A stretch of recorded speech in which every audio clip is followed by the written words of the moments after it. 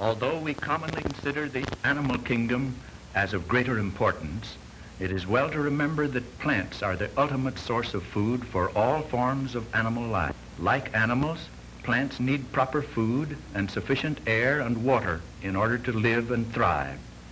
Here we shall see the life story of a typical plant condensed into a few minutes. Beauty is the principal appeal of flowers. Beauty of color, beauty of form, beauty of fragrance. Also, the flower has a most important and most interesting practical function. It is the forerunner of the seed, and it is by means of seeds that the flowering plants reproduce themselves.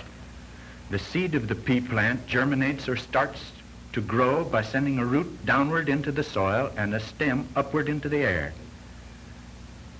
With the time speeded up, we shall see the main or primary root branching and developing root hairs near the tips. The roots have two uses, namely to anchor and support the plant and to absorb water and other food from the soil. The latter is accomplished mainly by the root hairs. The stem pushes up through the soil in an arched or bent over position, thus protecting its first young leaves. The stem supports the leaves which need air and sunlight for their work. Oxygen of the air is used in breathing, and carbon dioxide is used in making starch for food.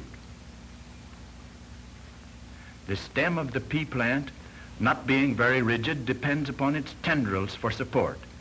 The leaves are the breathing organs and also the food factories. The tendrils twine about the string and thus support the stem of the plant. In the picture, see them respond to the stimulus produced by the string. The growth on the inner side of the curve of the tendril seems to be checked by the contact with the string, and this causes it to twine around the support.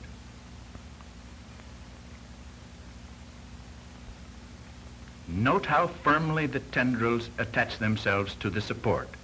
They twine around and around until there is not the least danger of being pulled loose. The tendrils seem to seek a support, and in this apparent search, they seem to avoid each other. Note the swinging of the top of the plant with the tendrils. It seems as if under the control of a brain, as are the voluntary acts of animals. Nothing gives us so good a notion of opening flowers as the motion picture with the time speeded up by time-lapse photography. These remarkable nodding movements are due to the change of the rate of growth on the various sides. If one side grows faster for a time than the opposite, the stems lean away from the side growing most rapidly. It should be remembered that the time is greatly speeded up. In this close-up of the pea blossom, the lateral or side petals are drawn apart, exposing the boat-shaped keel, which is made up of two petals.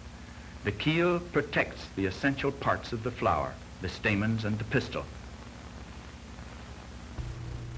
Now let me open a wing. Inside is a projection here, which fits into a groove here in the keel.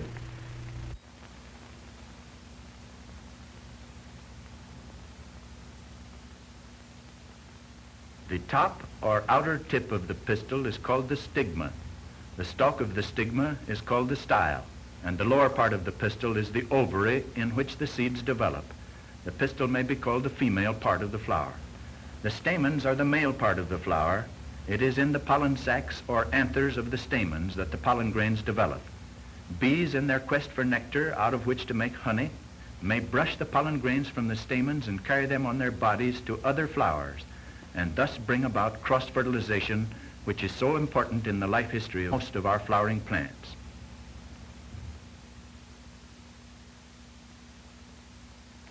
The bee, in seeking nectar from the pea flower, accidentally or incidentally gets the pollen grains on its body, for the pollen grains are ripe and are being shed when the nectar is ready.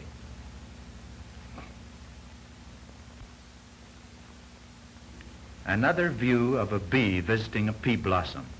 She is probably attracted by the bright color and by the fragrance of the flower. The bee's perception of color is probably not just like ours, and her sense of smell is probably much more acute.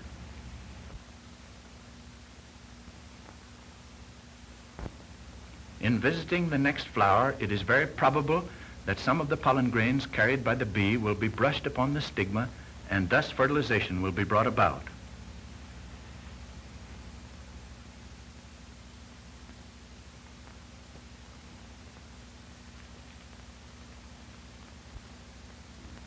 We could not photograph pollen tubes growing from the stigma down through the style, for the style is opaque. Hence, these germinating pollen grains were photographed in a clear solution, and they were photographed through a microscope. Note how each pollen grain puts out a long tube, which after many hours will reach the ovule. In the pollen tube, note the streaming of the protoplasm, which is the living substance of the plant. This is an unusual picture. After the male cell has moved out of the pollen tube and has united with the egg cell in the ovule, that is, after the egg cell has been fertilized, the ovule will develop into a seed. Here we see how ovules become seeds. The pollen grains which are carried to another flower and left upon the stigma will germinate and send tubes down through the style to the ovules or the beginnings of seeds in the ovary. The pollen tube will penetrate an ovule, and the male cell which came from the pollen grain will move out of the tip of the pollen tube and unite with the egg cell, and that union is fertilization. The egg cell after fertilization, that is after it has united with the male cell which came from the pollen grain, will develop into a tiny plant or embryo within the seed. After fertilization has occurred, the flower withers and the pods grow to accommodate the developing seeds within.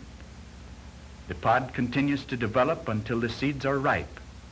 The remains of the withered flower may be seen at the outer end. The ripe seeds are a resting stage in the life history of a plant.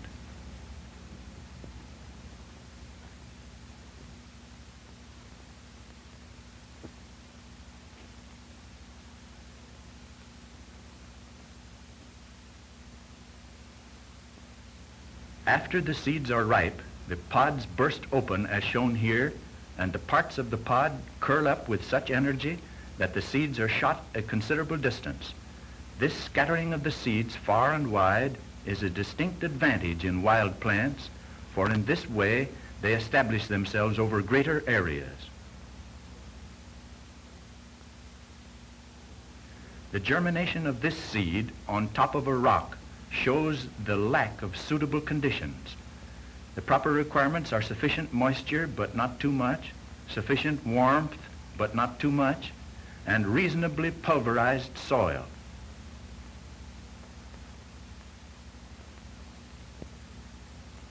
Here we see the young plant die on account of improper conditions.